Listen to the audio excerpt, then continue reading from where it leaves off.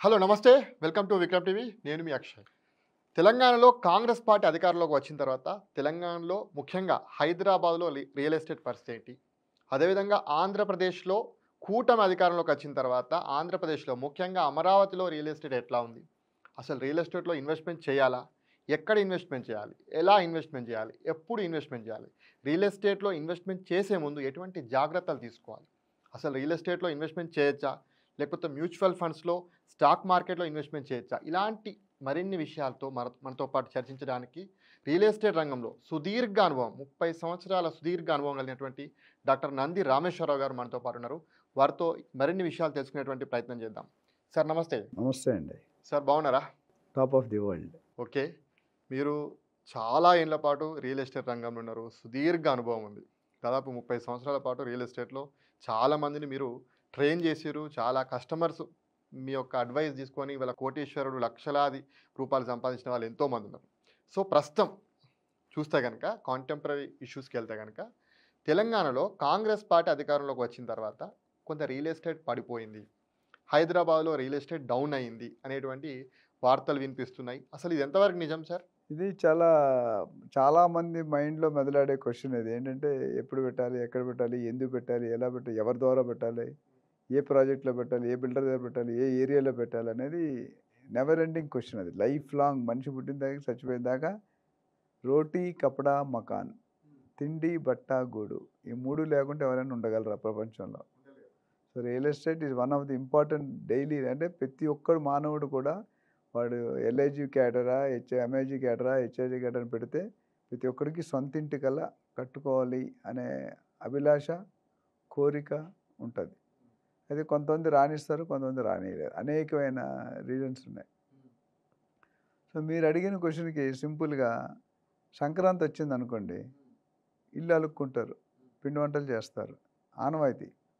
కొడుకు, కోడలు, కూతురు, అల్లుడు అందరిని పిలుస్తాం మనల్ని. ఎందుకు? కరోనా ఉన్నా చేస్తారు, కరోనా లేకపోయినా చేస్తారు. అది మానుతారా? హ్మ్. మానరు గదా!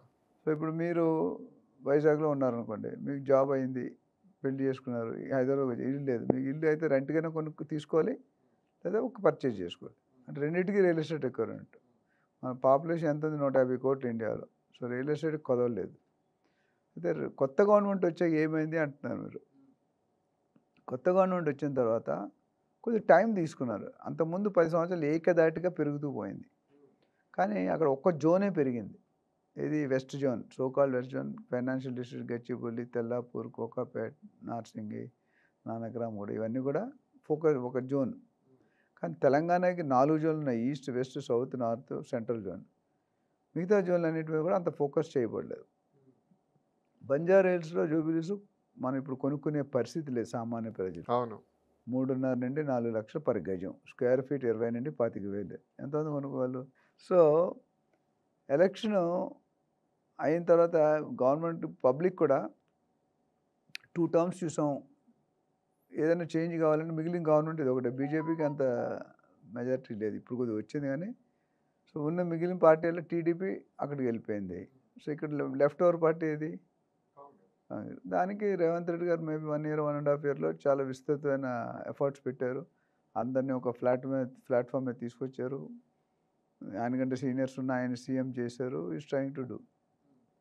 ఆయన సీఎం అయ్యగారు నెక్స్ట్ డేనో 1, 2 డేస్‌లో స్పీచ్ ఇచ్చారాయన. CM news. ఇచ్చినప్పుడు అంతకుముందు ఏమైందంటే కేటీఆర్ ఎవరైతే ఉన్నారో ఆయన urban MA and UD municipal administration urban development department hold చేశారు. ఇప్పుడు ఎవరి దగ్గర ఉంది? ఎందుకుంది? ఆయన ఏమన్నారంటే, రియల్ ఎస్టేట్ మీరిప్పుడు మాట్లాడుతున్నారు కోకాపేట. నేను 20 సంవత్సరాల ముందే నా కెరియర్‌లో మొదలుపెట్టాను రియల్ ఎస్టేటు. నాకంటే ఎక్కువ తెలిసినోళ్ళు ఉండకపోవచ్చేమో అని ఆయన దగ్గర పెట్టుకున్నారు. ఒక బాగా అభివృద్ధి చేద్దాం, డెవలప్ చేద్దాం. Intention is good. తెలంగాణ ఇవ్వడం తప్పు కాదు. ఇచ్చే విధానం తప్పన్నారు. అంతేనా? అదేవిధంగా ఈయన చెప్పడం బేసికల్లీ చేసిందే చెప్పాడు ఆయన. ల్యాండ్ ట్రేడింగ్ చేశారు, విల్లాలు కట్టారు. కాకపోతే గవర్నమెంట్ ఇప్పుడు ఎలా ఫార్మ్ అయింది? 6 కమిట్మెంట్స్. 6 గ్యారంటీస్. బస్సు ఇస్తాం ఫ్రీ, ఇంకా రకరకాల గ్యాస్ సిలిండరు, వాటెవర్ అదర్ ఇచ్చారు. మరి దాన్ని ఫస్ట్ చూసుకోవాలి కదా! లేకపోతే గవర్నమెంటే షేక్ అవుతుంది. సో, ఫస్ట్ 6 నెలలు, 7 నెలలు ఆయన ఫస్ట్ టైం డైరెక్ట్ ఎమ్మెల్యే నుండి డైరెక్ట్ సీఎం అంటే బంపర్ ఆఫర్ అంటే అంత జనరల్గా జరిగేది కాదు, కానీ వచ్చింది. ఎఫర్ట్స్ని రికగ్నైజ్ చేశారు. సో ఎనీ కొత్త సీఈఓ ఆఫ్ ఎ కంపెనీ, మీ కొత్త ఎండి వచ్చి టీం అంతా మారిపోద్ది. జిఎం వచ్చినా మారుతుంది, సీఈఓ వచ్చినా మారిపోతుంది. ఆయనకి కంఫర్ట్ జోన్ ఉన్న వాళ్ళు, వాళ్ళతో ర్యాప్ ఉన్న వాళ్ళు వాళ్ళు తెచ్చుకున్నారు. ఏ కంపెనీ అయినా అంతే. సో ఇక్కడ కూడా గవర్నమెంట్ డిపార్ట్మెంట్స్ ఎంత అప్పులు ఉన్నాయి, ఎన్ని ఆఫ్లైన్ అప్పులు ఉన్నాయి, ఎన్ని ఆన్లైన్ అప్పులు ఉన్నాయి అనేది కనుక్కున్నారు. సో 7 లక్షల కోట్ల దాకా సుమారు అప్రాక్సిమేట్లీ ఎస్టిమేట్ చేశారు. మీ పొలిటికల్ కూడా మీకు తెలుస్తుంది. ఆ 7 లక్షల కోటికి వడ్డీ కట్టడానికి మళ్ళీ అప్పు చేస్తున్నారు. ఇది మన బహిరంగానే మన ఖజానాలో డబ్బులు లేవు అనే మాట మనకు వినిపించింది, చెప్పారు. Which is correct, not correct, రెండు కరెక్ట్. అపోజిషన్ ఒకలా మాట్లాడితే మనం ఉన్నట్టు చెప్పాడు. బట్ అది దాన్ని సాల్వ్ కాదు, అది ప్రాబ్లం సాల్వ్ కాదు కదా. గవర్నమెంట్ చేసినట్టు శాలరీస్ అయితే ఇవ్వాలి కదా, వెండర్ కాంట్రాక్ట్ ఇస్తే డబ్బులు ఇవ్వాలి కదా. డబ్బులు ఏమంటే ఊరుకుంటారా? సో ఆయన ఇప్పుడు ఏం చేస్తున్నారు, ఫండ్స్ సమకూర్చడంలో ప్రయత్నాలు చేస్తున్నారు. కొన్ని సక్సెస్ అయ్యాయి, కొన్ని సక్సెస్ అవ్వాల్సినవి టైం పడుతుంది. దావూస్ వెళ్ళారు 40,000 కోట్లు, జపాన్ వెళ్ళారు, రకరకాల దీంట్లో ట్రై చేశారు. అయితే ఇవన్నీ కూడా నడుస్తున్నాయి. వీటన్నిటికీ రియల్ ఎస్టేట్ పడిపోవడానికి సంబంధం ఏంటి? కరెక్ట్, చాలా మంచి క్వశ్చన్. రియల్ ఎస్టేట్ పడిపోయిందని మీరు అంటున్నారు, నేను అన్నాను. పడిపోయిందనే చర్చలు వినబడుతున్నాయి. వినబడుతున్నాయి. అది ఇప్పుడు నిజమా? అది నిజమా చెప్పండి. చేతికి 5 ఏళ్ళు ఉన్నాయండి, 5 ఏళ్ళు కరెక్ట్గా ఉంటాయా? అన్ని సేమ్గా ఉంటాయా? ఇప్పుడు అపోజిషన్లో మాట్లాడితే ఫర్ చేతికి 5 ఏళ్ళు ఎప్పుడు అట్నే ఉంటాయి. ఉంటే కానీ అన్నీ సమానం కాదు. సమానం ఎప్పుడు కాదు కదా. అందరు లీడర్ సమానం కాదు, అందరి స్టైల్ ఒకటి కాదు. సో మీరు అర్థం చేసుకోవాల్సింది ఏంటంటే రియల్ ఎస్టేట్ పడిపోవడం వేరు, స్లో డౌన్ ఉండడం, రెండింటికి నక్కకి నాగలోకి అనుకున్నంత తేడా ఉంది. ఆస్మాన్ జమీన్ ఫరిక్. సో రియల్ ఎస్టేట్ తగ్గిన మాట వాస్తవం, కానీ మొత్తం జీరో అయిపోయింది. కొన్ని ఛానల్స్ డమాల్ అయింది, అట్టడిగిపోయిందంటే అది 100% నేను అది పర్సనల్ ఒపీనియన్ ఎగ్రీ కాను. ఎందుకంటే మరి అలాగైతే సబ్ రిజిస్టర్ ఆఫీస్ అన్ని మూసేయాలి కదా. బిల్డర్లు అందరూ పడిపోవడం అంటే 100 నుంచి జీరోగా పడిపోవడం కాదు, 80కో 90కో 70కో పడిపోయింది. కొద్ది తగ్గింది. మీరు అనుకున్నంత 3%. నీకు ఎగ్జాంపుల్ చెప్తాను. జనవరి సంవత్సరం 2024లో 5,454 ట్రాన్సాక్షన్ రిపోర్ట్ ఇచ్చింది రీసెర్చ్ కంపెనీ. ఎన్ని 5,454 ట్రాన్సాక్షన్ జరిగినాయి. ఇక్కడ రిజిస్ట్రేషన్ ఆఫీసులో ఎస్, జనవరి నెలలో లాస్ట్ ఇయర్ 38,000 కోట్లు టర్న్ ఓవర్ అయింది. ఇప్పుడు సేమ్ జనవరి 2005 రేవంత్ రెడ్డి గారు వచ్చి సంవత్సరం అయిపోయాక అన్ని ట్రాన్సాక్షన్ జరిగాయి, 45,000 కోట్లు వచ్చింది. తగ్గిందా పెరిగిందా మార్కెట్?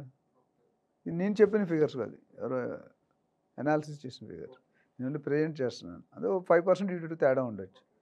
సో రేట్లు ఏదైతే గవర్నమెంట్లో కోకాపేట 100 కోట్లు ఏదైతే ఆర్టిఫిషియల్ జంప్ అయిందో, ఆ జంప్ లాస్ట్ 1.5 ఇయర్లో సెటిల్ డౌన్ అవుతుంది, అంటే కరెక్షన్ అయింది. కొద్దిగా హైప్ పెరిగింది. 100 కోట్లు అనేది అది ఎంతవరకు కరెక్టో మీకు తెలుసు పొలిటికల్గా. సో ఆ డిఫరెన్స్ ఏదైతే హైప్ అయిందో ఈ 1.5 ఇయర్లో గ్లాస్లో నీటిలో ఇసుక వేస్తే రాళ్ళు వేస్తే టైం పడుతుంది, కొన్ని ఫ్లోట్ అవుతాయి, కొన్ని దిగుతాయి, కొన్ని మధ్యలో ఉంటాయి. అట్లా ఈ ప్రైస్ ఏదైతే ఆ 10-15% కరెక్షన్ అయిందో అది స్టెబిలైజ్ అయిపోయింది. రేట్లు ఎవ్వరూ తగ్గించారా? ఎవరు తగ్గిస్తారు? తగ్గించలేదు. కొన్ని రేట్లు ఎవరైనా పెంచారా? పెంచలేదు. మరి సో బిజినెస్ లేకపోతే బిల్డర్స్ అంతా మూసుకోవాలి కదా కంపెనీ. చాలా మంది ఇప్పుడు ఈ సమయంలో భూముల రేట్లు తగ్గినాయని చెప్పేసి చాలా మంది అంటున్నారు. బట్ రియాలిటీ మీరు మీడియా వాళ్ళు ఏంటంటే నాకు అప్పుడప్పుడు చెప్తా, అంటే బాధాకరంగా ఉంటుంది. నాలుగుకి దుమ్ము ఉండదు మీడియా వాళ్ళకి, ఎటైనా మాట్లాడవచ్చు. మీరు అటు మాట్లాడవచ్చు, ఇటు మాట్లాడవచ్చు. మీరు చెప్పండి, నిజంగానే భూముల రేట్లు తగ్గినాయా లేదా? తగ్గలేదు, పెరగలేదు. నేను రెండూ చెప్తున్నాను, తగ్గలేదు, పెరగలేదు కూడా. మీరు రెండింటికి నా దగ్గర ప్రూఫ్స్ ఉన్నాయి, మీరు కావాలంటే అనాలిసిస్ చేసుకోండి. అంటే తగ్గలేదు కానీ పెరగలేదు అంటున్నారు. ఎస్, అంటే 1.5 ఇయర్లో కేసీఆర్ గారు ఉన్నప్పుడు 1.5 ఇయర్లో 25-30% పెరిగిపోయేది. 40% 1 ఇయర్ 20% పెరిగింది. ఆ 40% పెరగలేదు. ఎందుకంటే మార్కెట్ స్లో డౌన్ ఉంది కాబట్టి పబ్లిక్ కొద్దిగా హెసిటేషన్లో ఉన్నారు. ఎందుకు హెసిటేషన్లో ఉన్నారు? గవర్నమెంట్ దగ్గర ఏం చేస్తారు? ఇప్పుడు కేసీఆర్ గారు క్లారిటీ మ్యాండేట్ ఇచ్చారు. సిటీలో ఓట్లన్నీ ఎవరు పడ్డాయండి? బీఆర్ఎస్కి పడ్డాయి, కేసీఆర్ గారికి పడ్డాయి. సిటీ బయట ఎవరు పడ్డాయండి? కాంగ్రెస్కి పడ్డాయి. అంటే మ్యాండేట్ ఈజ్ వెరీ క్లియర్ కదా. కేసీఆర్ గారు సిటీని బాగా డెవలప్ చేశారు, 100 రూపాయలు 1000 రూపాయలు ఎందుకంటే మనం ఓట్లు వేసాం, మీరు నేను అందరూ వేసాం కదా, కాబట్టి గెలిచాడు. కానీ బయట ఫోకస్ లేదు కదా. 2 టైర్ 3 టైర్ మాట్లాడుతున్నాను నేను. ఏదో ఒక మన ఏరియా డెవలప్ అది కాదు కాదు. ఏ గవర్నమెంట్ ఉన్నా లోపాలు ఉంటాయి. ఎవ్వరూ 100% పర్ఫెక్ట్‌గా చేయలేరు. కొంతమంది నచ్చుతది, కొంతమంది ప్రో ఉంటారు, కొంతమంది యాంటీ ఉంటారు. రెండిటితో మనం ప్రయాణించాలి. నాకు 3,00,000 వ్యూస్ వచ్చాయి కౌశిక్‌తో చేసింది. 3,00,000 ముగ్గురు మంది నెగెటివ్ రాశారు. ఎంత నేను దాని గురించి ఆలోచించాలా? ఆలోచించక్కర్లేదా? 3,00,000లో 3 మంది ఎంత? అవసరం లేదు కదా, ఆలోచించాల్సిన అవసరం లేదు సో, కదా. అది రాసినోడు పిచ్చితనం. సో, నెగెటివ్ రాస్తారు కావాల్సుకొని నీ కాంప్యూటర్, నా కంప్యూటర్. రాస్తే మనం ఫీల్ అవ్వకూడదు కదా మనం. చట్టం దాని పనే చేసిపోతాయి. ఇక్కడ ఏమంటానంటే రేట్లు అనేది ఎందుకు అంటే ఒకటి గవర్నమెంట్ కొత్తది, క్యాబినెట్ కొత్తది, ఆఫీసర్లు మార్చాలా, ఐఏఎస్, ఐపీఎస్ వీళ్ళందరినీ డిస్ట్రిబ్యూట్ చేయాలా, ఈ ఆర్గానిటీలు ఫోకస్ చేయాలా. దీనివల్ల ఏమైంది ఫోకస్ అంతా కొద్దిగా అటు డైవర్ట్ అయింది. ఆర్గానిటీలు చేయకపోతే government will be in problem. 7 నెలల తర్వాత రేవంత్ రెడ్డి గారు క్రెడై మీటింగ్ ముందు రోజు కలిసారు బిల్డర్స్ అందరినీ. అక్కడ కొన్ని వాగ్దానాలు చెంది కొన్ని ప్రాబ్లమ్స్ ఏమన్నా చెప్పండి అండర్స్టాండ్ అవుతుంది. ఆ తర్వాత నుండి కూడా జనాల్లో రీకాన్ఫిడెన్స్ రాలేదు, కాన్ఫిడెన్స్ చాలలేదు. ఎందుకంటే ఏదైతే సెంటిమెంట్ పడిపోయిందో ఇక్కడ నేను చాలాసార్లు చెప్పాను. రాజమౌళి గారు సినిమా తీస్తే ఎన్ని సంవత్సరాలు తీస్తాడండి? 2 ఏం లేదు, 4, 5 సంవత్సరాలు. ఏసు బాహుబలి 3 కాదు 4, 5 ఉంటుంది. ఆ సినిమా తీసాక నెక్స్ట్ సినిమా చేస్తాడు కదా హీరో. రిజల్ట్ ఏంటండి? అవునా? అది మీకు తెలుసు కదా. ఇక్కడ కూడా అదే జరిగింది. అంతేనా? ఇక్కడ కూడా అదే జరిగింది. తగ్గిపోయి అంటే ఇది నా పర్సనల్ ఒపీనియన్. మీకు కరెక్ట్ పొలిటికల్గా ఒప్పుకోవచ్చు. నేనేమంటా అంటే రేవంత్ రెడ్డి గారు రాగానే బేసికలీ స్వతహాగానే రియాల్టరు, రియల్ ఎస్టేట్ ఏజెంట్ కాబట్టి మొత్తం రచ్చ చేస్తున్న రియల్ ఎస్టేట్ అనుకున్నారు. కానీ అనుకునే మేరకు అది జరగలేదు. అనేకమైన రీజన్లు ఉన్నాయి. హైడ్రాని పెట్టారు. సేమ్ డైలాగ్, హైడ్రా ఇవ్వడం తప్పు కాదు, హైడ్రా పెట్టే విధానం జనాలు ఇబ్బంది పడ్డారు. ఇప్పుడు కరెక్ట్ చేసుకున్నారు. కొత్తగా సీఎం అయినప్పుడు, సీఈఓ అయినప్పుడు కొన్ని మంచి పనులు చేయాలనే ఉత్సాహం ఉంటుంది. బట్ దానికి ప్లాట్ఫామ్ కూడా ఉండాలి, క్యాపబిలిటీ ఉండాలి, కెపాసిటీ ఉండాలి, దానికి ఇన్ఫ్రాస్ట్రక్చర్ సపోర్ట్ చేయాలి, ఫండ్స్ సపోర్ట్ చేయాలి. ఇందులో కొద్దిగా జోప్యం జరిగింది. ఎందుకంటే డబ్బులు లేవు, ఖజానాలో డబ్బులు లేవు. ఏ పని చేయాలన్నా, శాలరీస్ ఇవ్వాలన్నా, రైతు బంధు ఇవ్వాలన్నా, ఇంకో పథకాలు ఇవ్వాలన్నా, సో ముందు రైతు రుణాలు మాఫీ ఇవన్నీ కొన్ని వేల కోట్లలో చేశారు. ఇవన్నీ ఉన్నాయి. హైడ్రా ఒక రీజను, న్యూ ఎలక్షన్ ఒక రీజను, అసెంబ్లీ ఎలక్షన్ వేరు, లోక్సభ ఎలక్షన్ వేరు. దీనికి 3 నెలలు ముందు 3 నెలల తర్వాత ఏమి జరగదు. ఎందుకంటే క్యాష్ మూవ్మెంట్ ఉండదు, లిక్విడిటీ ఉండదు. 50,000 కంటే ఎక్కువ మీరే అడుగుతారు జర్నలిస్ట్, ఎక్కడి నుంచి వచ్చింది 5 లక్షలు అని ఏం చెప్తారు? సో రియల్ ఎస్టేట్ క్యాష్ లేకుండా జరగదు. అందరికీ తెలిసి జగమెరిగిన సత్యం. సార్, హైదరాబాద్ విషయం పక్కన పెడితే సేమ్ ఇట్లాంటి సీనే ఆంధ్రప్రదేశ్లో కూడా రిపీట్ అయింది. జగన్మోహన్ రెడ్డి పోయి అక్కడ కూటమి అధికారంలోకి వచ్చింది. కూటమి అధికారంలోకి వచ్చిన తర్వాత ఎట్లున్నది అక్కడ రియల్ ఎస్టేట్ పరిస్థితి ఎట్లున్నది ప్రజెంట్? టైం పడుతుందండి. ఏదైనా Rome is not built in 1 day అన్నా, రాత్రి అయిపోదు కదా. అయితే మీరు మీరు రాజకీయాల్లో ఉన్నారు, నేను మీకు చెప్పక్కర్లేదు. నాకు అబ్జర్వేషన్ చెప్తాను. చంద్రబాబు నాయుడు గారు ఎలక్షన్ కోడ్ డిసైడ్ అయినప్పుడు రేట్లు పెరిగాయి కొద్దిగా. ఎలక్షన్ కోడ్ ఇచ్చినప్పుడే, ఎలక్షన్ అవ్వలే. ఎందుకంటే మళ్ళీ కూటమి వస్తుందనా? అది వస్తుందని గట్టి నమ్మకం. నేను రైతులు పోరాడిన విధం నేను ఎప్పుడూ చూడలేదు. 5 సంవత్సరాలు ఎన్ని సంవత్సరాలు కష్టపడ్డారు ధర్నా. రైతులందరూ ధర్నా చేశారు కదా అమరావతిలో. కొన్ని సంవత్సరాలు చేశారు, ఆల్మోస్ట్ 5 ఇయర్స్ చేశారు. అది చాలా పెద్ద వరల్డ్ రికార్డ్ నా ప్రకారం. ఎందుకంటే ఎండ, వాన, చలి ఏమీ లేకుండా కంటిన్యూగా కష్టపడుతూనే ఉన్నారు. ఈయన వస్తున్నాడు అనేసరికి కొద్దిగా వస్తాడా రేడా తెలియదు, వస్తారని వీళ్ళు ఊహించుకున్నారు. పబ్లిక్ అల్టిమేట్ డెసిషన్ నీ చేతిలో నా చేతిలో ఉండదు. మనం అనాలిసిస్ చేయగలని చేసేంత ప్రజలు, ఓటర్స్. రెండోది ఎలక్షన్ అయినప్పుడు ఇంకొద్దిగా పెరిగింది రేట్లు. మూడోది ఎగ్జిట్ పోల్ చేశారు, దాని తర్వాత ఇంకొద్ది పెరిగింది. అంటే రాను స్ట్రెంగ్తన్ అయిపోయింది. చంద్రబాబు నాయుడు గారి గ్రాఫ్ ఏదైతే ఉందో గత 3 టర్మ్స్లో ఆయన సీఎంగా వ్యవహరించి ఏమేమి చేశారని మీకు తెలుసు. మనిద్దరం ఏ పార్టీకి సపోర్ట్ చేయదు, అన్ని న్యూట్రల్గా మాట్లాడాలి. అంతే కదా. నేను మీడియా, మీరు ఒక రియల్ ఎస్టేట్ అనాలిసిస్. మన అనాలిసిస్ చేసినప్పుడు సీరియస్గా చెప్పాలి. సో తర్వాత సీఎం అయినప్పుడు ఇంకా రేట్లు పెరిగాయి. సో 2-3 నెలల్లో 30,000 60,000 అయిపోయింది. అది కూడా 100% కరెక్ట్ జంప్ కాదు, ఆర్టిఫిషియల్ జంపే, బట్ పెరిగింది. మీరే చెప్తున్నారు రేవంత్ రెడ్డి గారు ముఖ్యమంత్రి అయిన తర్వాత భూముల రేట్లు తగ్గలేదు కానీ పెరగలేదని చెప్తాను. అక్కడ ఆంధ్రప్రదేశ్లో మాత్రం సీఎం చంద్రబాబు రిజల్ట్ రాకముందే ఎలక్షన్ కోడ్ వచ్చినప్పుడే భూముల రేట్లు పెరిగాయని చెప్పేసి మీరు చెప్పారు. దీన్ని ఎట్లా చూడాలి? ఆయన ఎక్స్పీరియన్స్ వేరు, ఈయన ఎక్స్పీరియన్స్ వేరండి. అక్కడ ఆ స్టేట్ కండిషన్ వేరు, ఈ స్టేట్ రెండు ఎలా కలుపుతారండి? ఇప్పుడు సింహమే, నెక్స్ట్ జంతువు ఏదైనా పోటీ వస్తుందా? సింహం కంటే ఏనుగు పెద్దగా ఉంటుంది, ఒంటి పెద్దగా ఉంటుంది, కానీ సింహం ఎందుకు రాజు అయింది? ఎవ్రీబడి మీకు ఒక మీలాగా 100 యాంకర్లు ఉంటారు మార్కెట్లో. 100 యాంకర్‌లో 5గురినే సెలెక్ట్ చేస్తారు అవార్డు ఇవ్వడానికి. ఎందుకని? మీ క్వాలిటీస్ వేరు. మీ రూల్స్ వేరు. మీ స్టైల్ వేరు. మీ స్టైల్ ఇంకొకటి పప్పు స్టైల్ వేరు. మీ స్టైల్ వేరు. ఇంకొక స్టైల్‌లో టీవీ నైన్‌లో చేసే స్టైల్ వేరు. అంటే ఎవరి ఎక్స్‌పర్టైజ్ వాళ్ళకుంటది. సో, ఇక్కడ వానికి ఒకటే పార్టీ అన్న పెద్దన్న, చిన్నన్న అయినప్పటికీ కూడా స్టేట్ కండిషన్ ఏంటి? మన అవైలబుల్ ప్రెజెంట్ కండిషన్ ఏంటి? ఇప్పుడు మనకు డబ్బులొస్తున్నాయి. అది జూన్ 2వ తారీఖు 2024 డబ్బులు కట్. మన హైదరాబాద్ పోయింది కదా! డబ్బులు ఎవరు ఇస్తారు ఆళ్ళకి? అది just Born baby, infant baby అంటాం. అంటే నడడం కూడా కూర్చోవడం కూడా రాదు. అవునా? మరి అలాంటి పరిస్థితి నుండి స్టేజ్‌కి రావడానికి టైం పడతదా లేదా? బట్ ఆయన మీద ఉన్న ఇంతకుముందు సీఎం గారు మన ఇక్కడ సీఎం అంతకుముందు సీఎంగా ఎప్పుడూ చేయలేదు. ఇప్పుడు చేయడానికి వచ్చారు, ట్రై చేస్తున్నాడు. ఆయన లెవెల్‌లో ఆయన ట్రై చేస్తున్నారు. కొన్ని సక్సెస్ అవుతాయి, కొన్ని ఫెయిల్ అవుతాయి. సో, దాంతో మాత్రాన అమరావతిలో నేను గమనించింది ఏంటంటే, అంతకుముందు సెకండ్ టర్మ్ గవర్నమెంట్ వైఎస్ఆర్‌సీపీ ఏదైతే ఉందో అక్కడ రేట్లు అనేది కాదు కదా, మొత్తం అట్టడికి వెళ్ళిపోయింది. ఎందుకంటే ఆయన ఫోకస్ వేరు. నేను చెప్పాను each leader is a different style. Ratan Tata గారు వేరు, నారాయణమూర్తి గారు వేరు, ఆనంద్ మహీంద్రా గారు, ఒక్కొక్కరు బజాజ్ వేరు, అన్ని కంపెనీలు గ్రో అవుతున్నాయి. కానీ ఇక్కడ ఏమైందంటే ఈయన వస్తున్నాడు అనేసరికి డిఫరెంట్ సిచ్యువేషన్. అంటే అంతకుముందు చేస్తున్న ఘనత ఉంది ఆయనకి. చంద్రబాబు నాయుడు గారు నాకు తెలిసింది is not a political leader. Hitech city కట్టినటువంటి చరిత్ర ఉన్నది ఆయనకు. ఈజ్ నాట్ ఎ సైబరాబాద్ కనిపెట్టింది ఎవరు? అవును, చంద్రబాబు నాయుడు గారు. అట్లా చెప్పుకుంటూ పోతే ఎన్ని ఉంటాయి. అంటే ఒకటి అందరు సీఎంలు వచ్చి ఏదో ఒకటి చేశారు, చేయడానికి ట్రై చేశారు. కొందరు ఫాస్ట్‌గా చేశారు, కొందరు ఇప్పుడు చంద్రబాబు నాయుడు గారు మధ్యలో రైతులు వదిలేశారు, వాళ్ళు ఎలక్షన్ ఓడిపోయారు. అవును. ఇప్పుడు ఇక్కడ ధరణి పెట్టారు, ఇంకేదో పెట్టారని ఇక్కడ కూడా ఎఫెక్ట్ అయింది. 111 జీవో ఎత్తేస్తారని ప్రతి గవర్నమెంట్ ఏదో ఒకటి ఉంటుంది. ఆ నెగిటివ్‌ని వీళ్ళు పాజిటివ్ చేయడానికి ట్రై చేస్తారు.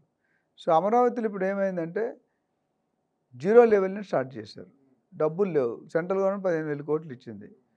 Adani, Ambani, Tesla, Microsoft, Amazon, Google, Facebook, YouTube అన్నీ కూడా మాట్లాడి ఒక్కొక్కటి సెట్ చేస్తున్నారు.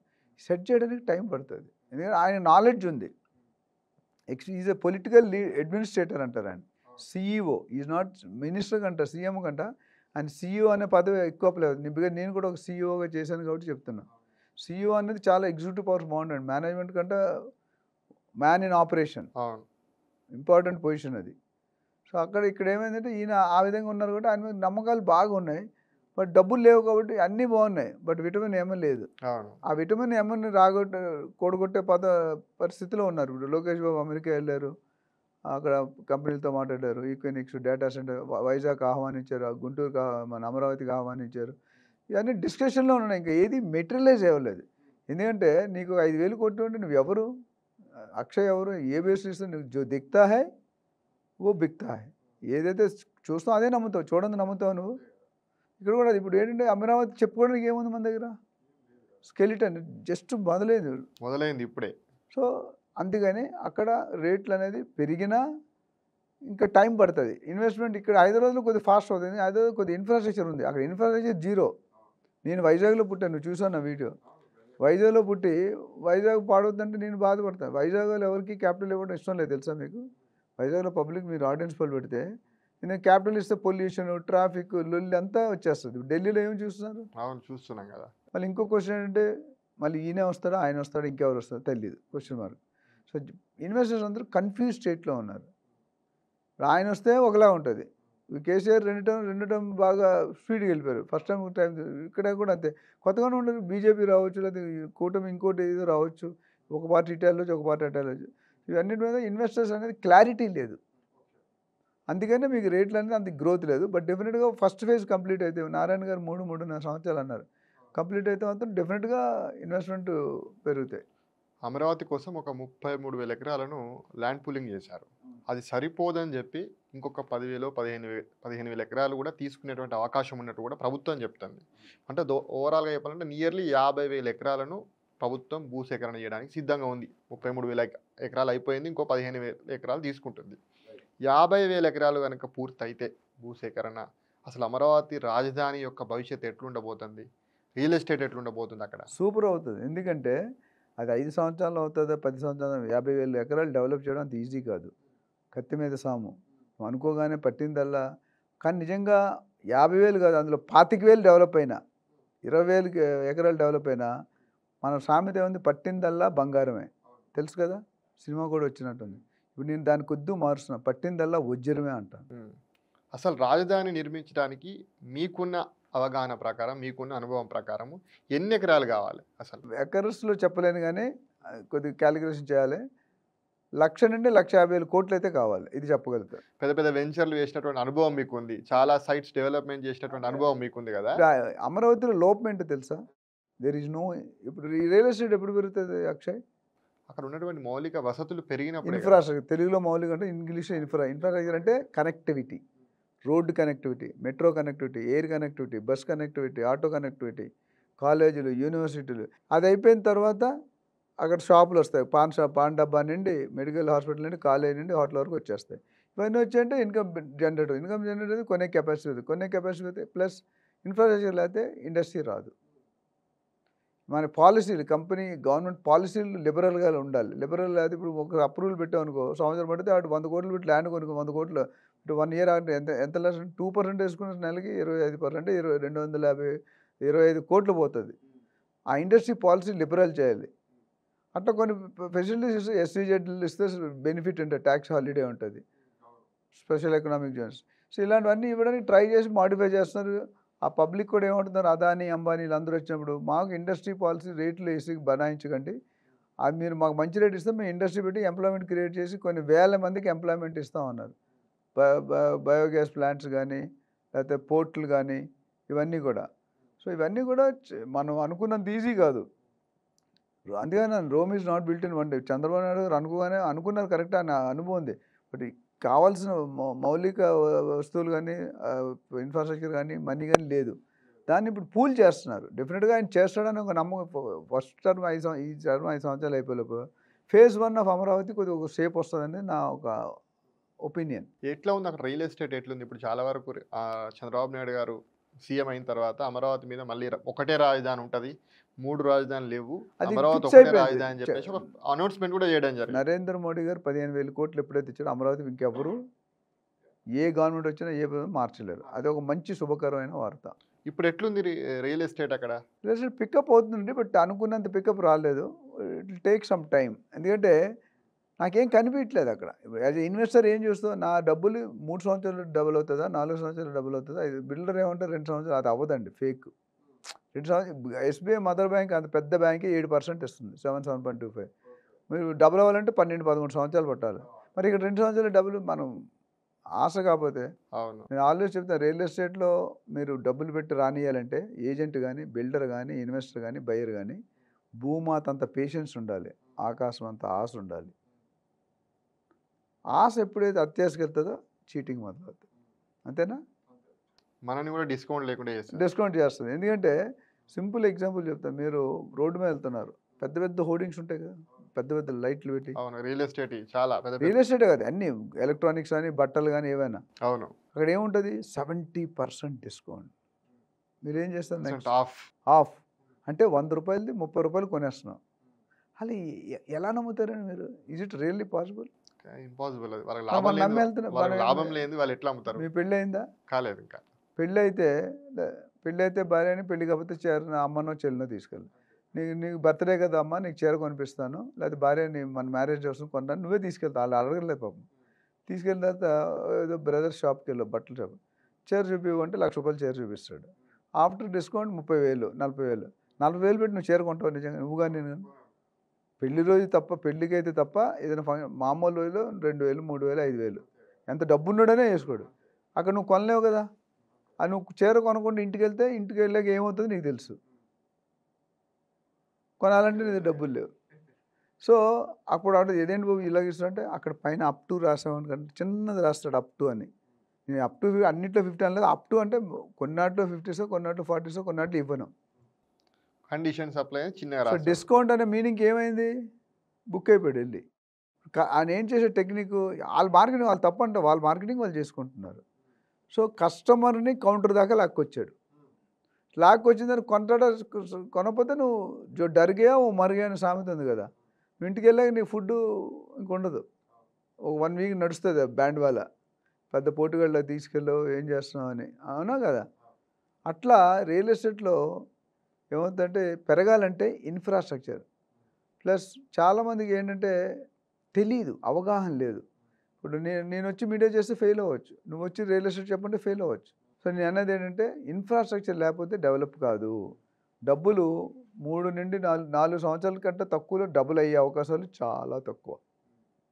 ఇప్పుడున్న పరిస్థితి ఇంకొద్దిగా ఎక్కువనే పడుతుంది. ఎందుకంటే జనాల్లో సెంటిమెంట్ దెబ్బతిన్నది, ఎమోషన్ దెబ్బతిన్నది. ఏదైతే స్పీడ్గా పరిగెట్టేదో ఆ స్పీడ్నెస్ తగ్గింది. దాన్ని పికప్ చేయాలంటే రీబిల్డ్ చేయాలి. ఇప్పుడు ఆంధ్రప్రదేశ్లో చాలామంది బిల్డర్స్ కానీ ఇన్వెస్టర్స్ కానీ ఏజెంట్ అక్కడి నుంచి షిఫ్ట్ అయిపోయారు. ఎక్కడికి? అటు బెంగళూరు కొంతమంది, చెన్నై కొంతమంది, హైదరాబాద్ కొంతమంది, పుణె. ఎందుకంటే ఇక్కడ బిజినెస్ లేదు. నాకు తెలిసిన ఎంతోమంది ప్రాపర్టీ ఓనర్స్ కొనుక్కొని లాస్ 70,000 కోట్లు కొని జగన్ గారి టైంలో 35 కోట్లకు అమ్మేశాడు అదే ల్యాండ్. బ్యాంక్రప్ట్ అయిపోయాడు. 35 కోట్లు, 70 కోట్లు యాక్చువల్లీ 100 కోట్లకు అమ్మాలి, కానీ 35 అమ్మాడు. ఆయన పరిస్థితి ఏంటండి? సో ఇవన్నీ చాలా వాలెట్. నువ్వు ఇచ్చిన 5 నిమిషాల్లో చెప్పాలంటే నువ్వు పెద్ద కాదు. కాదు బేసిక్గా ఏమంటున్నావు అంటే రానున్న రోజుల్లో ఎక్స్పెక్టేషన్ బాగున్నాయి, పాజిటివ్గా ఉంది. చంద్రబాబు నాయుడు గారు రీబిల్డ్ చేస్తున్నారు. అట్లా రేవంత్ రెడ్డి గారు కూడా 4 సస్టైనబుల్ సిటీ అని ఇవన్నీ కూడా డెవలప్ చేసి ఎంటైర్ స్టేట్ మెగా ప్లాన్ వేస్తున్నారు. అంతమంది వెస్ట్ జోన్ ఒకటే ఉండేది, హైదరాబాద్ ఉండేది. ఇప్పుడు మొత్తం తెలంగాణలో old state urban area, suburban area, rural area కేటాయించారు. అన్నీ ఇప్పుడు ఓఆర్ఆర్ అనేది, RRR అనేది నా ప్రకారం G³ అంట, అంటే గాడ్ గివెన్ గిఫ్ట్. ఎందుకంటే ఓఆర్ఆర్ వచ్చాక రూపురేఖలే మారిపోయేది. మారిందా లేదా? మారింది. RRR వస్తే ఇంకా మారిపోతుంది. ప్రపంచంలోనే ఇండియాలోనే అత్యధిక డెవలప్మెంట్ అనేది హైదరాబాద్ ఒకటే. హైదరాబాద్ సెకండ్ క్యాపిటల్గా కూడా చూస్తున్నారు. ఆల్రెడీ మీకు తెలిసి ఉంటుంది రాజకీయాల్లో. అది సెకండ్ క్యాపిటల్ అయితే ఎవడు పట్టుకోలేడు. ఇంక వేరే ఏ సిటీ పనికిరాదు. మనకున్న గ్రోత్ భౌగోళికంగా కూడా హైదరాబాద్ జోగ్రఫికల్గా 4 సైడ్లు పెరుగుతుంది. ఒక సైడ్ ఎక్కువ ఉంది, ఒక సైడ్ తక్కువ, అది డిఫరెంట్ మ్యాటర్. దానికి తోడు దక్కన్ పీఠభూమిలో ఉండడం, అది భూకంపాలు రాకపోవడానికి ఎక్కువ అవకాశం ఉంటుంది. హిల్స్లో ఉన్నాం కదా, Banjara hills, Jubilee hills, Nandagiri, ఇలా పెరుగుతూనే ఉన్నాం. అయితే మనకు మీరు ఇంతకుముందు అన్నారు కదా, చాలా మంది బిల్డర్స్ వెళ్ళిపోయారు ఆంధ్రప్రదేశ్ నుంచి. చాలా మంది అంటే కొంతమంది అనుకోండి బెంగళూరు, చెన్నై, హైదరాబాద్ నుంచి. చంద్రబాబు నాయుడు గారు సీఎం అయిన తర్వాత హైదరాబాద్లో ఉన్నటువంటి ఆంధ్ర ప్రజలు కానీ, ఆంధ్ర బిల్డర్స్ కానీ చాలామంది కూడా మళ్ళీ ఆంధ్రప్రదేశ్ వైపు వెళ్తున్నారు. అక్కడ పెట్టుబడులు పెట్టడానికి కొంత ఇంట్రెస్ట్ చూపెడుతున్నారు అని చెప్పేసి వస్తున్నాయి. చాలామంది కూడా మాట్లాడుతున్నారు. ఇది నిజమా? ఇది కొంతవరకు నిజం అండి. ఎందుకంటే ఇప్పుడు నేనున్నాను, ఫర్ ఎగ్జాంపుల్ నా ఎగ్జాంపులే. నేను వైజాగ్ చెందుతాను, కానీ నేను హైదరాబాద్లో సెటిల్ అయ్యాను. వైజాగ్ బాగున్నా పోయినా, అమరావతి బాగున్నా, నేను హైదరాబాద్లోనే కొనుక్కుంటాను. మీరు చెప్పండి, ఒకవేళ మీరు ఇప్పుడు మీ దగ్గర 1 కోటి రూపాయలు 10 కోట్లు ఉన్నాయి అనుకోండి. లేవంత సరే ఉన్నాయి అనుకోండి.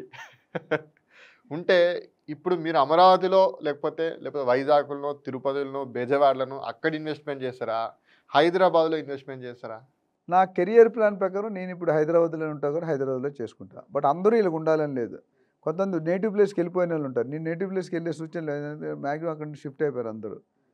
2-3 ఫ్యామిలీస్ ఉన్నాయి. మేమంతా ఇటు వచ్చాం, మా బ్రదర్స్ అందరూ కూడా హైదరాబాద్లో సెటిల్ అయ్యాం. ఒక ఇన్వెస్ట్మెంట్ పర్పస్, నాకు రిటర్న్స్ రావాలి. నా వరకు నా పర్సనల్ విషయంలో నేను హైదరాబాదే చూస్తాను. ఎందుకంటే అమరావతి వైజాగ్ నాకు వెళ్ళి ఇప్పుడు కొనుక్కున్నాను, దాన్ని మెయింటైన్ చేయాలి. ప్రాపర్టీ కొని వదిలేసాం అనుకో కబ్జాకు గురి అవుతుంది. మనం వెళ్ళాలి, చూసుకోవాలి. కూటమి ప్రభుత్వంలో కూడా కబ్జాలు ఉన్నాయా సార్? కబ్జాలు ఏ ప్రభుత్వంలో ఉంటాయండి? మీరు లేవని ఎట్లా అనుకుంటారు? మీరు ఓపెన్ చేయండి, రికార్డులు ఓపెన్ చేయండి. నో మ్యాన్ ల్యాండ్ అంటే అప్పుడు ఏపీ ల్యాండ్ టైటిలింగ్ యాక్ట్ మాట్లాడావా? ఓకే, అవును. అప్పుడు వచ్చింది జగన్ గారు, పెద్ద ఇదైపోయింది కదా. అవును, దానివల్లనే కదా ప్రభుత్వం పోయింది. అది. సో నేను అనేది ఏంటంటే మనం ఎవరిని బ్లేమ్ చేయట్లేదు, కానీ నాది ఒక కేస్ 1. కేస్ 2 వేరు. హైదరాబాద్లో జాబ్ చేస్తూ వైజాగ్లో సెటిల్, డెఫినెట్గా వైజాగ్లో వైజాగ్ లేకపోతే అమరావతిలో కొనుక్కుంటాడు. అది సెకండ్ కేసు. అయితే కొంత ట్రేడింగ్ ఉంటారు, అంటే కొని అమ్మేసేవాడు. నువ్వు కొంటావు, 6 నెలలు పెట్టుకొని ఒక 10-20% వేసుకొని ఆయనకి అమ్మేస్తావు. రిజిస్టర్ కూడా చేసుకో, నువ్వు అడ్వాన్స్ ఇస్తావు, అగ్రిమెంట్ లాగుతావు. ఇన్వెస్ట్మెంట్లో 4 రకాలు ఉన్నాయి అక్షయ్. ఒకటి క్యాప్టివ్ కన్జంప్షన్, అంటే మన సొంత పర్పస్, మనం వాడుకోవడం, ఇల్లు కట్టుకొని వాడుకోవడానికి, లేకపోతే పొలం దున్నుకోవడానికి, లేదా మొక్కలు వేసుకోవడానికి, ఏదో ఒకటి. రెండోది ట్రేడింగ్. ఇప్పుడు ఇందా చెప్పాను, నువ్వు ఓనరే కాదు, తాత్కాలిక ఓనర్, అగ్రిమెంట్లో ఉంటావు. రేట్ వస్తే అమ్మేస్తా. 10 కోట్లు కొన్నావు, ఇంకోటి 12 కోట్లు ఇస్తాను, ఇచ్చేస్తావు. 6 నెలలు 2 కోట్లు 20 ఎవరు ఇస్తాను నీకు? మూడోది rental income. Second house, third house కొనుక్కున్న రెంటల్ ఇన్కమ్. నాలుగోది లాంగ్ టర్మ్ ఇన్వెస్ట్మెంట్, అంటే మీ నాన్నమ్మ నీకు ఇస్తుంది. జనరల్ కొడుకులకి ఎవరు, మనవాళ్ళకి ఇస్తారు. ఎందుకంటే రైట్స్, తాతల ఆస్తి నాకు తెలిసి మనవాళ్ళకి వస్తుంది లీగల్గా. సో నువ్వు ఏ టైపు మీద ఆలోచిస్తావు? ఇప్పుడు నువ్వు ఇందాక చెప్పినట్టు పెళ్ళి ఇక్కడికి వచ్చావు, నువ్వు ఇల్లు కావాలి కదా, అయితే రెంట్కి కావాలి లేదా కొనుక్కోవాలి, అంటే రియల్ ఎస్టేటే కదా. కొన్ని వేల లక్షల ఇల్లులు కావాలి ఫ్యూచర్లో. ఎందుకంటే ప్రపంచంలో ఎప్పటికీ పెరిగేది ఏంటి? జనాభా. జనాభా వెరీ గుడ్. ఎప్పటికీ పెరగంది ఏంటి? భూమి. 50 సంవత్సరాల క్రితం ఎంత ఉంది, ఇప్పుడు కూడా అంతే బాగుంది. 50 సంవత్సరాల ముందు 10 కోట్లు 20 కోట్లు ఉంటే ఇప్పుడు 150 కోట్లు అయింది. అందుకనే నేనేం చేద్దాం, మన తాతలు, మీ తాత కానీ మా తాత కానీ చూసుకుంటే ఎకరాల్లో కొనేవారు. ఎవడైనా ఎంత ఉంది, 10 ఎకరాలు 20 ఎకరాలు సాగు భూమి ఉందిరా అంటారు. సాగు భూమి అంటారు, పొలం అంటే వ్యవసాయ భూమి. మన నాన్నలు గజాల్లో కొనుక్కున్నారు, మనం అడుగుల్లో కొనుక్కుంటాం. మీ కొడుకులు ఎస్ఎఫ్టీలో కొనుక్కోవాల్సి వస్తుంది. ఎస్ఎఫ్టీలో కొనుక్కోరు. అడుగుల తర్వాత మనవాళ్ళు వచ్చేసరికి ఇంచుల్లో కొనుక్కుంటారు, తర్వాత సెంటీమీటర్లో కొనుక్కుంటారు, తర్వాత అంతే అవుతుంది. మీరు దుబాయ్లో కొనాలంటే ఒక చిన్న రూమ్ 300-400 స్క్వేర్ 2 కోట్లు 1,50,000 కోట్లు అంటున్నారు, 1,50,00,000 అంటున్నారు. Minimum ticket size 2 crores, 1.5 to 2 crores. ఎంతమంది కొనుక్కోగలుగుతారు? 20,000 30,000. సో నేనన్ను కాదు, నా గురించి చూడు, జనరల్గా కేస్ 1 కేస్ 2 కేస్ 3 ఇప్పుడు ఎవరైతే షిఫ్ట్ అయ్యారో ఓ 10-20% అందరూ షిఫ్ట్ అవ్వలే. అందరూ బతకలేరు కదా బయటికి. ఇప్పుడు రాజస్థాన్, గుజరాత్, మధ్యప్రదేశ్ ఇక్కడ బతుకుతారు ఇండియాలో, మన హైదరాబాద్. మన వాళ్ళు వెళ్ళి అక్కడ బతకలేరు. చూడండి మీరు, మన రిస్క్ తీసుకో, మన కంఫర్ట్ జోన్, బౌండరీకి అందరు, బౌండరీకి బాహర్ వెళ్ళాం మనం. నిజమే అది. ఎస్ఆర్హెచ్ లాస్ట్ ఇయర్ భయంకరంగా ఆడింది, ఈసారి ఎక్కడుంది? కొట్టుకుపోయింది తుఫాన్లో. మనంత బ్యాటింగ్ టీం ఏ టీంకి లేదు. Top of the top Travis head, Abhishek Varma, Ishant Kishan, Klaasen, వీళ్ళందరూ. సో ఓవరాల్ నేను చెప్పేది ఏంటంటే, రియల్ ఎస్టేట్లో ఎక్కడ పెట్టుకున్నా మీకు లాభాలు వస్తాయి. కొన్నాటిలో 4 సంవత్సరాలు అయితే, కొన్నాటిలో 5 సంవత్సరాలు, కొన్నాటిలో 6 సంవత్సరాలు. రియల్ ఎస్టేట్లో పెట్టుకున్నట్టు ఎవడు కూడా మోసపోలేదు. నెలకు ఒక 50,000 సంపాదించేటువంటి వాళ్ళు, మాలాంటి వాళ్ళు కనుకొని ఇంకెవరైనా కానీ, అలాంటి వాళ్ళు హైదరాబాద్లో ఇల్లు కొనుక్కోవాలి, ఒక ఫ్లాట్ కొనుక్కోవాలి. అలాంటి వాళ్ళకు ఎక్కడ కొనుక్కుంటే బాగుంటుంది? అలాంటి వాళ్ళు ఎటువంటి ప్రాంతాలు సజెస్ట్ చేస్తే బాగుంటుంది? వాళ్ళకి ఇచ్చే సలహా ఏంటి మీరు? సిటీకి దూరంగా వెళ్ళిపోదు, దగ్గరలో ఇప్పుడు గచ్చిబౌలిలో కొనుక్కుంటే 2-2.5 కోట్లు ఉండాలి. బంజారాస్లో కొనుక్కుంటే 4-5 కోట్లు ఉండాలి. ఒక 2,000 3 బెడ్రూమ్ 2,000-2,500 స్క్వేర్.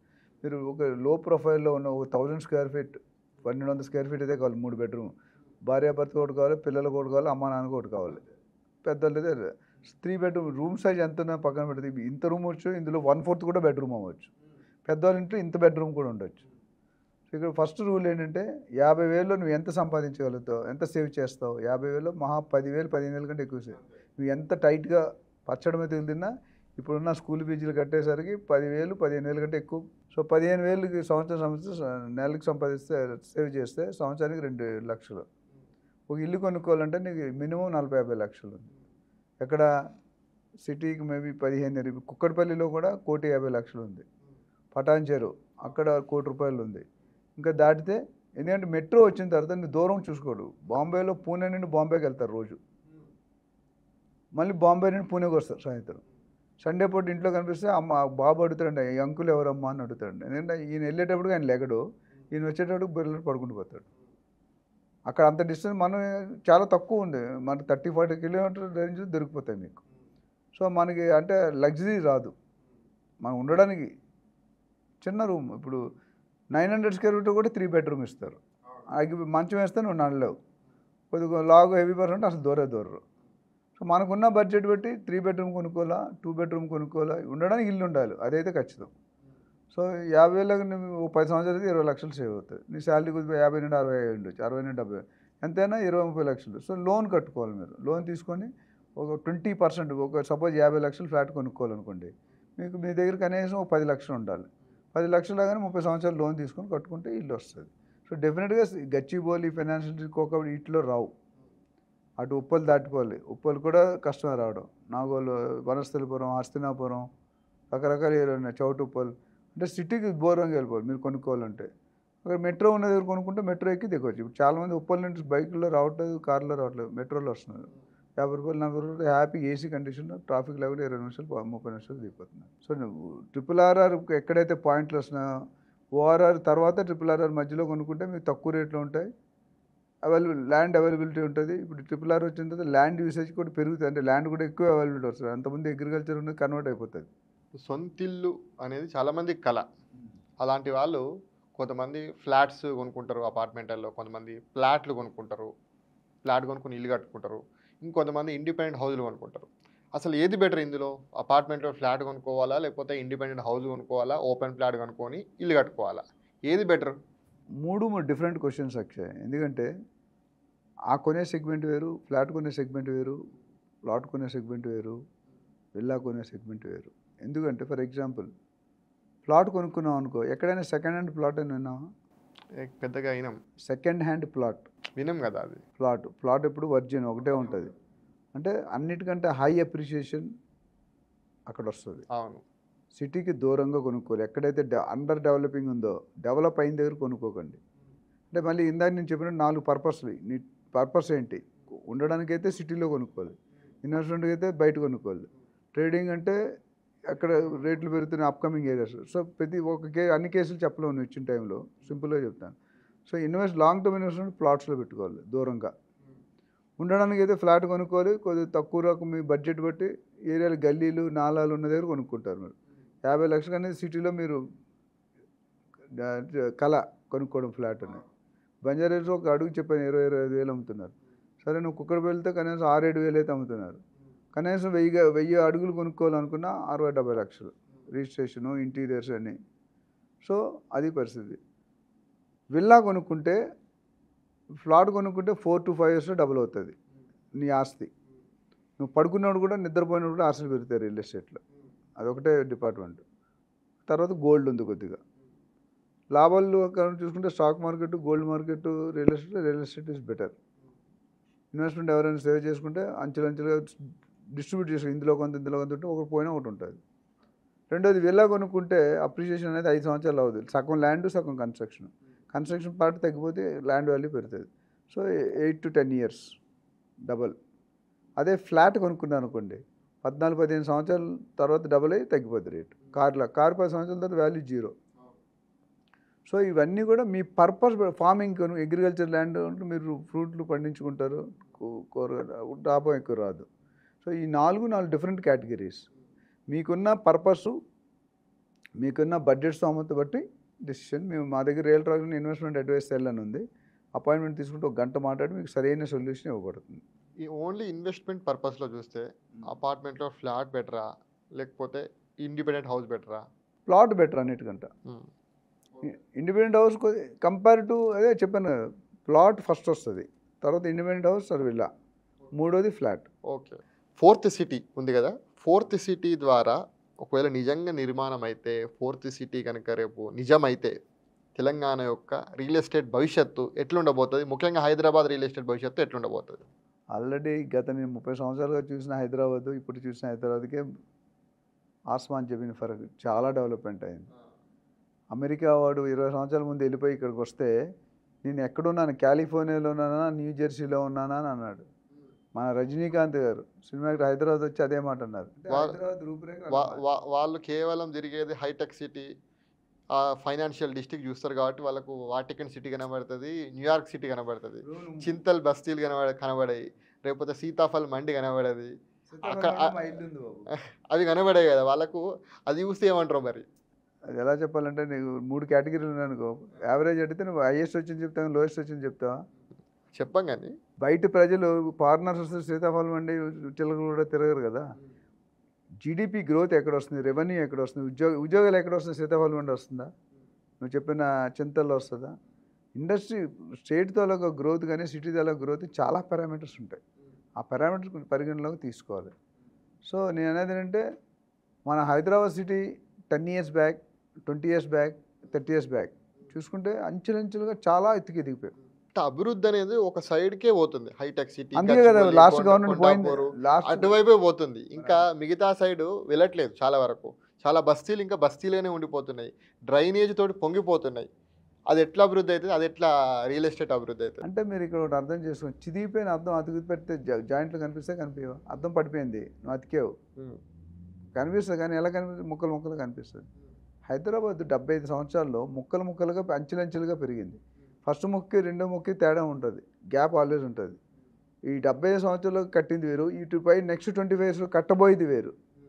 అందుకే 4 sustainable city, 100% pollution free, net zero city కానీ, ఫ్యూచర్ సిటీ కానీ, ఏఐ సిటీ కానీ. 4 సిటీ ఎందుకన్నారు మీకు ఐడియా ఉందా? ఫస్ట్ సికింద్రాబాద్, రెండోది హైదరాబాద్, మూడోది సైబరాబాద్, నాలుగోది ఏం పెట్టాలో తెలియక అది పెట్టారు 4th సిటీ అని పెట్టారు.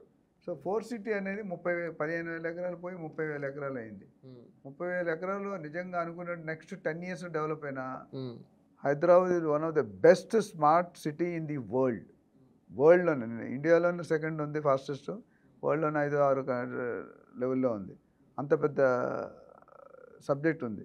సౌత్ కొరియా వెళ్ళి మన సీఎం గారు ఒక సిటీ చూసి అలాంటి సిటీని మన దగ్గర కూడా నిర్మించాలి అనుకునే ఉద్దేశంతో, అయితే అన్నిటికీ ధనం ఇదమూలం అని ఉంది కదా, మనకి ఏది కావాలన్నా అక్కడ కానీ ఇక్కడ కానీ డబ్బులు కావాలి. ఇక్కడ డబ్బులు లేవు, అక్కడ డబ్బులు, ఇక్కడ కొద్దిగా బెటర్ గుడ్లో మెల్ల.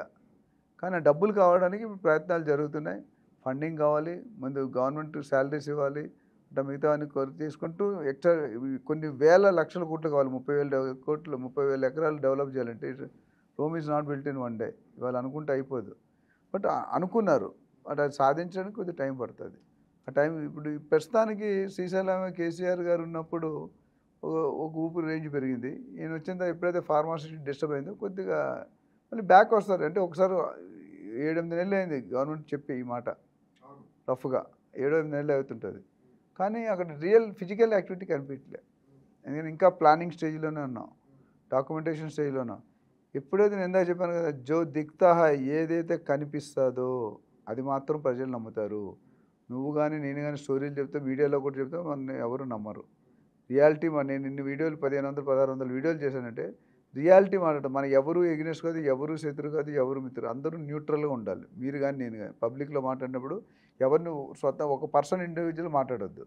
ఇక్కడ ఏమవుతుందంటే ప్లానింగ్ ఉంది, ప్లాన్ వేరు, ఇంప్లిమెంటేషన్ వేరు. మధ్యలో there is a slip between the cup and the lip. మన టీ తాగినప్పుడు గ్యాప్ ఉంటే టీ పడితే షర్ట్ పాడైపోతుంది. ఇక్కడ ఆ గ్యాప్ని కవర్ చేయాలి. ఈ గ్యాప్ ఎందుకు వస్తుంది, ఎందుకు ఐడెంటిఫై చేయాలి. సో డబ్బులు లేవంటే డబ్బులు రావడానికి ప్రయత్నాలు పెడుతున్నారు. ఈ కంపెనీ, ఆ కంపెనీ, ఫాక్స్ కానీ అన్నీ వచ్చాయి. కానీ రియల్గా చేతల్లో కనిపించట్లేదు. అది ఒకసారి కనిపించిందంటే ఎక్కడికో వెళ్ళిపోతుంది రియల్ ఎస్టేట్. సాధ్యమవుతుందా 4th city? డెఫినెట్గా సాధ్యమవుతుంది. టైం పడుతుంది. ఎన్ని సంవత్సరాలు పట్టచ్చు? అది $1 మిలియన్ క్వశ్చన్. అప్పుడు నువ్వు రేవంత్ రెడ్డి గారిని అడిగేసి నన్ను క్యాబినెట్లో పెట్టేసాయి. మీడియా ఇన్ఫ్లుయెన్స్ కొన్ని లక్షల కోట్లు అయితే అవుతుంది, 1000 కోట్లు అవ్వదు. నాకు తెలిసి నాకు క్లారిటీ ఉంది. ప్రభుత్వం దగ్గర డబ్బులు లేవు, ప్రభుత్వ ఆర్థిక పరిస్థితి వస్తే ఇవాళ రేపు ఇంప్రూవ్ అవ్వచ్చేమో కదా. ముఖ్యమంత్రి గారు చెప్తున్నటువంటి సందర్భంలో 4th సిటీ అనేది సాధ్యమవుతుందా? మీకున్న అనుభవంతో చెప్పండి. జేడీ లక్ష్మీనారాయణ గారు నా ప్రోగ్రామ్కి వచ్చారు, ఇందాక చూశారు కదా ఫోటో అంతా. జేడీ లక్ష్మీనారాయణ, మురళీమోహన్ గారు పక్కన ఉన్నారు. ఆయన ఏమన్నా ఒక మనిషి కొత్త పని ఏదైనా చేస్తే 10 మంది వెనక్కి లాగుతారండి. నేను చిన్న ఎగ్జాంపుల్ చెప్పి క్లోజ్ చేద్దాం. ఒక గజస్తంభం ఉంది, స్తంభం అంటే కప్పులు చాలా ఉన్నాయి, కింద 100-200 కప్పులు. ఆ స్తంభం ఎక్కుతున్నాయంట. ఎక్కుతున్న పక్కన ఉన్న కప్పులు ఎక్కలేవు, జారిపోతున్నాయి. కప్పులు ఎక్కి జారుతున్నాయి, పడుతున్నాయి, మళ్ళీ ఎక్కుతున్నాయి, జారుతున్నాయి. కొన్ని పక్కన కూర్చుని కప్పులు అంటే మీరు ఎందుకు వెళ్తారు, నువ్వు వెళ్ళేవరా, ఎక్కలేవరా, కూర్చోరా, ఇక్కడ వచ్చారా అని అంటారు. ఒక్క కప్పు మాత్రం స్ట్రైట్ నడుచుకుంటూ వెళ్ళిపోయిందంట. ఎందుకు వెళ్ళిపోయింది తెలుసా? ఆ కప్పుకి చెవుడు, ఈ మాటలు వినిపించలేదు, ఆటోమేటిక్గా వెళ్ళిపోయింది. సో మనం చేసే పని మీద ఫోకస్ ఉంటే ఇవాళ రేపైనా అచీవ్ చేస్తాం. అంటే చెవిటి కప్పలాగా ఉండాలంటారా మనం? అంటే ఎవరు పడితే చెప్తే అది పర్సనల్గా తీసుకోవద్దు అంటారు. గవర్నమెంట్ ఉన్న దగ్గర సీఈఓ నేను సీఈఓగా ఉన్నాను 5,000 కోట్ల కంపెనీకి. పొగిడేవాళ్ళు ఉంటారు, తిట్టేవాళ్ళు ఉంటారు. ఇన్ఫ్యాక్ట్ పొగిడేవాళ్ళు కంటే తిట్టేవాళ్ళు లేకుంటారు. ఆ తిట్లు మీరు దేవునిలాగా తీసుకోవాలి, blessings. Okay, thank you. Okay, అంటే మీలాంటి అనుభవజ్ఞులు, మాలాంటి మీడియా వాళ్ళు ఇలాంటి సలహాలు తీసుకోవాలి కదా. మరి తీసుకోవాలి, ఎందుకంటే ఎవరు పడితే మనం ఏది పడితే అది చెప్పాం కదా. సింహం నవ్వింది కదా అని ఫోటోగ్రాఫ్ తీసుకుంటే ఏమవుతుంది అక్షయ్? ఫోటోలో నువ్వు ఉండవు, సింహం మాత్రం ఉంటుంది. అందుకని సింహం కూడా పెట్టుకున్నాను ఉంగరం. చాలామంది ఏజెంట్లను రియల్ ఎస్టేట్కి సంబంధించి చాలా ట్రైన్ చేసారు. మీ కింద పెద్ద టీం కూడా ఉండేది, ఇప్పుడు కూడా ఉండొచ్చు. మీ కింద చాలామంది ఏజెంట్లుగా రియల్ ఎస్టేట్ మార్కెటింగ్ ఏజెంట్ చాలామంది ఉంటారు. కొత్తగా రియల్ ఎస్టేట్కి వచ్చి